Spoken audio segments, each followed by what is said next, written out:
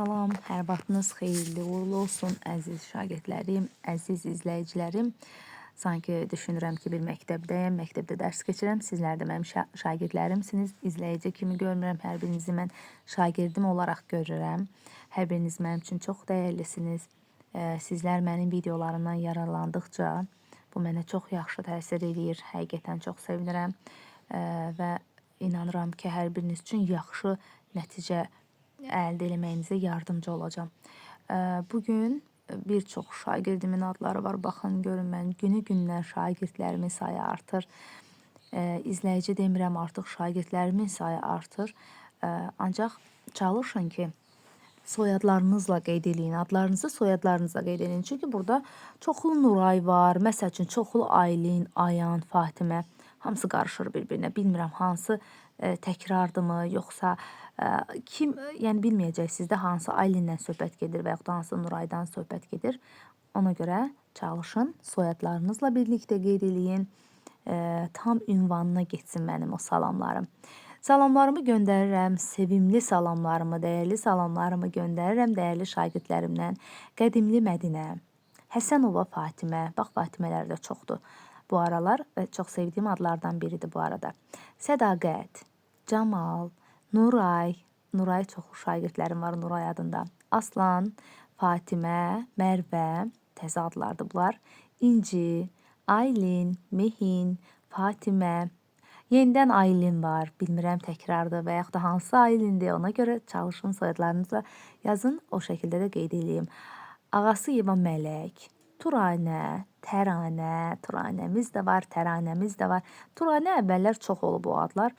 İndi çox rast gəlmirəm Turanə adında, heç şagirdim olmayıbdı, amma indi oldu.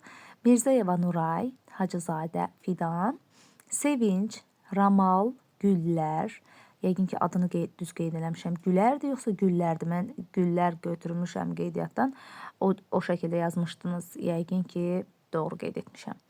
Aslan, yenidən Aslanımız var. Nunu, yəqin ki qısaldılmış formasıdır bu Nunu. Əsl adı hər nədir? Yenə də salamlarımı göndərirəm. Nihata salamlarımı göndərirəm. Ayan, Nuray, görün nə qədər ad var o şəkildə. Ömərin bacısı Nailə. Bax, bu şəkildə qeyd olunmuşdu. Mən də belə qeydiyyat götürdüm. Həm də maraqlı gəldi mənim özümə də. Bax, bu şəkildə qeyd edeyim. Biraz da gülək. Ömərin bacısı Nailəyə də salamlarımı göndərirəm. Qədimli Mədinəyə salamlarımı göndərirəm. Mərvə, Aylin, Məryəm, Səfa, Nihat, Aylin, Nərmin, Tunar, Zümral, Məhəmməd, Renat, Nisə, Nuray, Fidan, Rüqəyya, bax bu adlar hər vaxt işlənməyən adlardandır. Aydan, Şəfaqət, Gülnarə, Röya, Yunus, Ayan, Yahya, nə gözəl adlardır, bir-birindən gözəl adlardır. Arzu, Xatirə, Mustafalı Xədicə, Əsma, nə oldu Xədicə? Əsma və Zeynəb və Fərizə, qızlarıma, oğlanlarıma, hər birinə buradan dəyərli şəkildə, dəyərli salamlarımı göndərirəm. Hər birinizi çox istəyirəm. Yaxşı ki varsınız və hər birinizi uğurlar arzuluram.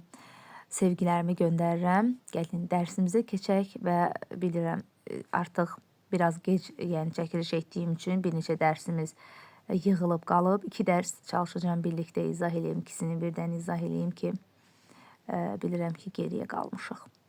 Biri ümumiləşdirici tapşırıqlardır uşaqlar. Ümumiləşdirici tapşırıqlarda verilənlərdən əraziləri verir. Hansında qranit bazalt çöküntü qatıdır, yəni çökmə qatıdır, hansında bazalt və çökmə qatıdır.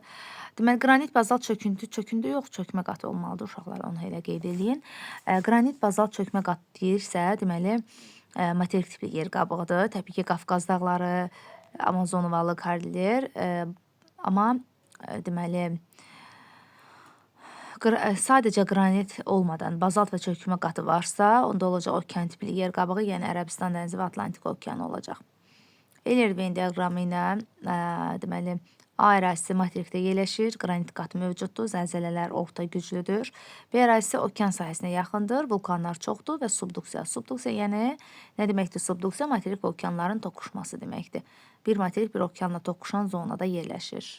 Hər ikisində zəlzələlər var, hər ikisi litosfer tavalarının sərhədində də oxşar cəhətdə bunlar olacaq. A və B ölkələrində binalar hansı dalğalarla dağıla bilər? Seysmik dalğalar. P dalğaları necə olur? Sürətli olur, amma dağıdıcı deyil. S dalğalar, səth dalğaları daha doğrusu ən dağıdıcı dalğalardır. Ona görə birində daha çox dağıntılar var, digərində biraz daha az, yəni dağıntı var. Ona görə ikisinin fərqini belə götürə bilərsiniz. Dördüncüdə hiposentrləri A və B olan zəlzələlər haqqında doğru fikirlər. Doğru olanlar olur ki, A'da zəlzələ güclüdürsə, uzun davam edirsə daha dağıdıcı olar. B'də zəlzələ zəif davamiyyəti, amma daha çox ola bilər. Ona görə də A və D variantları doğru cavablar olacaq. Gəlin dərsimizin izahına baxaq və ondan sonra da onların tapşırıqlarını yazaq. Yeni bölmə və yeni dərs. Yer səthinin quruluşu bölməsi olacaq. Yer səthinin forması necədir? Üçüncü bölmə və birinci dərsimiz relyef nədir mövzusu olacaq uşaqlar.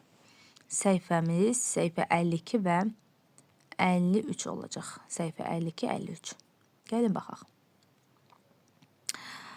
Azərbaycan mədəniyyətinin paytaxtı sayılan Şuşa şəhəri Qarabağ silsiləsində yerləşir. Eyni adlı İnzibati rayonu mərkəzidir.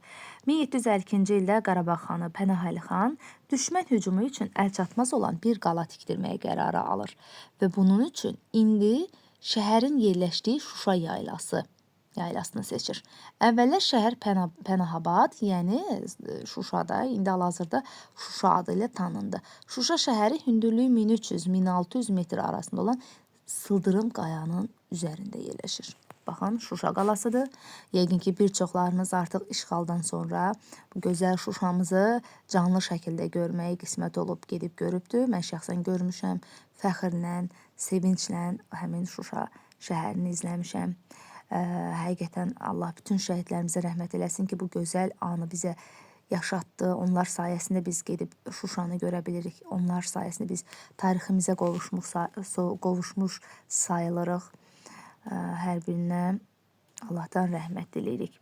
Cıdır düzü Şuşa şəhərinin şərq hissəsinə yerləşir. Bu düzənlik şərq hissədə 200 metr aşağıda olan Daşaltı çayının kanyonuna baxır. Kanyon bilirsiniz nədir? Kanyon çay öz dərəsini dərinləşdirir, dərindən axır. Əvvəlki dərəsi ilə yox, daha dərindən axır. Bax, buna kanyon deyirlər. Cıdır düzü həmişə Şuşalıların və buraya gələn qonaqların sevimli məkanı olub. Elə bu səbəbdən də qədimdən burada Qarabağ igidlərinin cıdır yarışları, Çövkən oyunları, Novruz və digər el şənlikləri keçirilir. Hazırda Şuşa bir sıra beynəlxalq tədbirlərə ev sahibliyi edir. Bu da Cıdır düzümüz. Çox gözəldir. Canlı görmək o qədər yaxşıdır uşaqlar. Hər birinizə qismət olsun, gedib görəsiniz. Çox qəşəng yerlərdir oralar. Şuşa rayonunun ərazisi tamamilə dağlıqdır. 2020-ci ildə Vətən müharibəsi zamanı Şuşanın işğaldan azad edilməsində ərazinin relyef xüsusiyyətləri nəzərə alınmış və hərbi əməliyyatlar buna uyğun təşkil edilmişdir. Şuşa rayonudur. Rayonun xəritəsini görürük. Hündürlük, yəni amplituduna baxın ki, gör nə qədər hündür ərazidir. 2500-3000-ə yuxarı hissələr nə qədər. Bu da Daşaltı kanyonudur. Çayın dərəsinə fikir verin, nə qədər dərinlikdən axır. Yəni kanyon, bunu çay yaradıb uşaqlar, öz dərəsini dərinləşdirib. Hərbçilərin söylədiklərindən 400 nəfər əskər Şuşaya dik yamaclı Daşaltı kanyonu ilə dırmaşaraq qalxdıq. Bax, bunu fəxrlə, diqqətli şəkildə qulaq asın və öyrənin. Özümüz də yüngül silahları götürmüşdük. Çatacağımız yerdə bizi 500 düşmən əskərinin gözlədiyini bilirdik. Düşmən ən az sayda bu tərəfdə yerləşmişdi. Çünki bizim başqa istiqamətlərdən hücum etməyimizi düşünürdülər. Həmin istiqamətlərdə düşmənin canlı qüvvəsi və texnikası bundan ən az 3 dəfə çox idi. Düşmən heç bir insanın ağlına gəlməyəcək sıldırımları dırmaşaraq döyüşə artilleriyasız girəcəyimizi gözləmirdi. Görün necə ağıllı igidlərimiz var bizim. Biz qayaları dırmaşıb əlbeyxa döyüşə girdik. 2 gün əlbeyxa döyüşdən sonra Şuşaya ordumuz döyüş texnikası ilə daxil oldu. Bunu hansı ordu eləyər, bunu hansı igid eləyər? Görün bizim igidlərimiz necə ağıllıdırlar, necə bunu düşünüblər. Halal olsun hər birinə. Qalanlara Allah can sağlığı versin.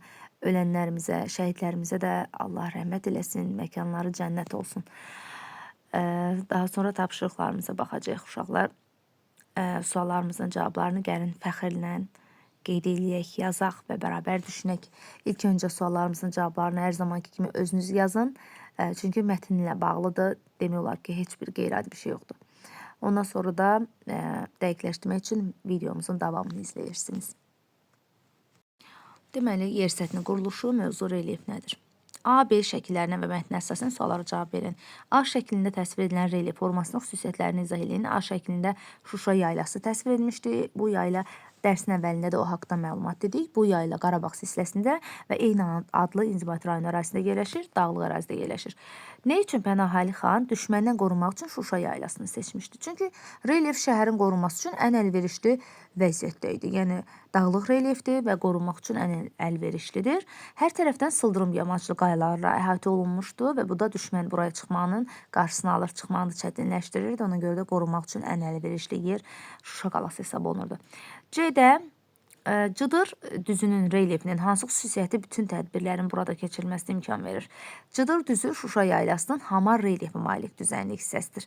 Yəni o tərəfləri dağlıqdır, amma Cıdır düzü hamar relyefdir. Bu cür relyef tarixi Cıdır yarışlarının, çövkən və el şənliklərinin, Novruz bayramlarının təşkil olunmasına imkan verir. İkinci sualda D şəklindəki Daşaltı kanyonu hansı proseslər nəticəsində yaranmışdı? Bayaq da dedik, Daşaltı kanyonu Şuşa şəhərinin şərqində yerləşir. Bu kanyon yaylanın şərq hissəsi ilə axan Daşaltı dərəsinin yumşaq suxurları yuyaraq öz yatağını dərinləşdirməsi nəticəsində yaranır. Dərsin əvvəlində də bunun izahını vermişdim ki, çayda kanyon məhz bu şəkildə yaranır. Özdə yumşaq tez yuyulan suxurlar olmalıdır ki, çay həmin suxurları tezliklə yuyub, asanlıqla yuyub apara bilsin və öz yatağını dərinləşdirsin. Üçüncü sualımızda Azərbaycanın fiziki xəritəsinə və C təsvirindəki xəritəyə əsasən Şuşa ətrafında onun kimi yüksək dağlıqda yerləşən bir işğaldan azad olmuş rayonlarımızı müəyyən eləyin. Laçın, Xocavənd və Xocalını qeyd edə bilərsiniz. Əgər işğaldan azad olunan rayonların hər birini bilirsinizsə, adlarını şərhlər bölməsində yazın. Mən də fəxrlə həmin şərhləri oxuyacağım.